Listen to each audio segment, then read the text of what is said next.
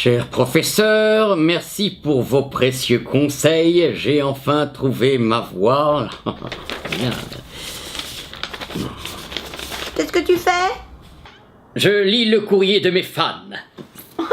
Parce que t'as des fans, toi? Cher professeur, je suis triste car mon meilleur ami a dû quitter notre école pour aller en enseignement spécialisé. Obligé! Mais non! Oh! Dis, c'est quoi l'enseignement spécialisé? L'enseignement spécialisé est un enseignement mis en place pour les élèves qui connaissent des difficultés spécifiques. Il propose un accompagnement pédagogique individualisé. Quand tu parles de difficultés des élèves, ça veut dire quoi?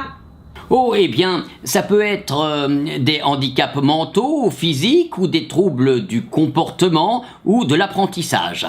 Au total, il existe 8 types d'enseignement spécialisé. Ok, mais est-ce que l'orientation en enseignement spécialisé est obligatoire? Alors,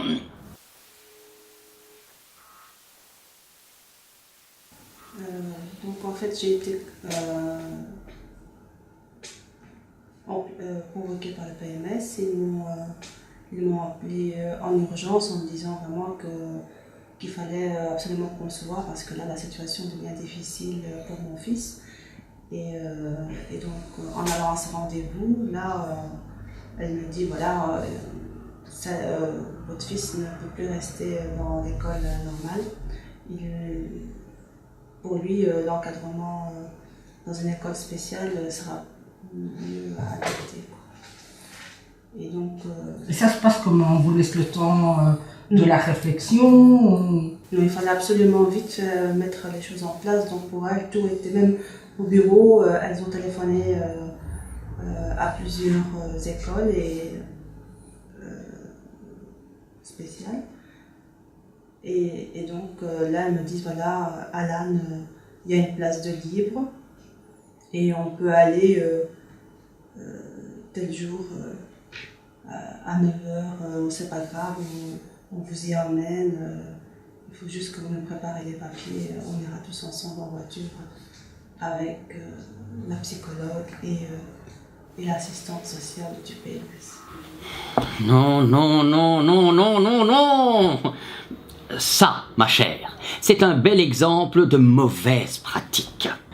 Le PMS émet un avis. Il ne peut en aucun cas contraindre l'inscription dans l'enseignement spécialisé. Les parents restent les seuls à décider de l'éducation qu'ils souhaitent pour leur enfant. Tu crois que ça arrive que des enfants se retrouvent en enseignement spécialisé alors qu'ils n'en ont pas besoin? C'est malheureusement une réalité. Il existe des statistiques montrant que de nombreux jeunes de milieux défavorisés se retrouvent redirigés vers l'enseignement spécialisé.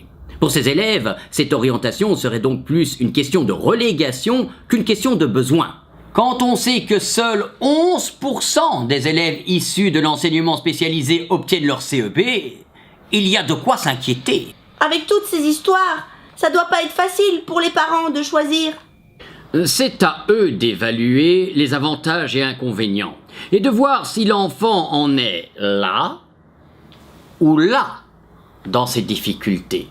Il ne faut pas oublier que l'enseignement spécialisé peut être d'une grande aide aux jeunes qui ont besoin d'un encadrement renforcé et personnalisé. Et si jamais un élève du spécialisé veut retourner dans l'enseignement ordinaire, c'est possible? Oui, bien sûr, mais ce cas de figure est très rare.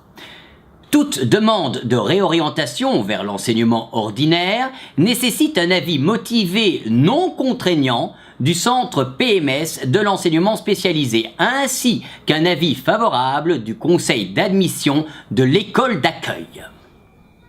Ok, mais est-ce qu'il existe des alternatives à l'enseignement spécialisé? Oui, la première option serait tout simplement de rester dans l'enseignement ordinaire et de bénéficier du soutien des services hors cadre scolaire. Une autre solution pourrait être l'intégration scolaire. Elle permet à l'élève de poursuivre sa scolarité dans l'enseignement ordinaire tout en bénéficiant du soutien d'une école de l'enseignement spécialisé. Bon, tu m'excuseras ma petite Marie Dounia, mais j'ai du courrier qui m'attend.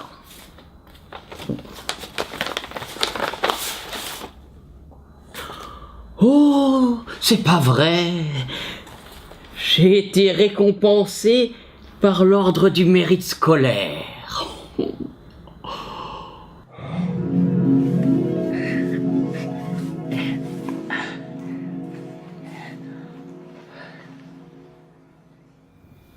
Que ce soit pour des demandes ordinaires ou spécialisées, il y a beaucoup d'associations qui peuvent vous accompagner.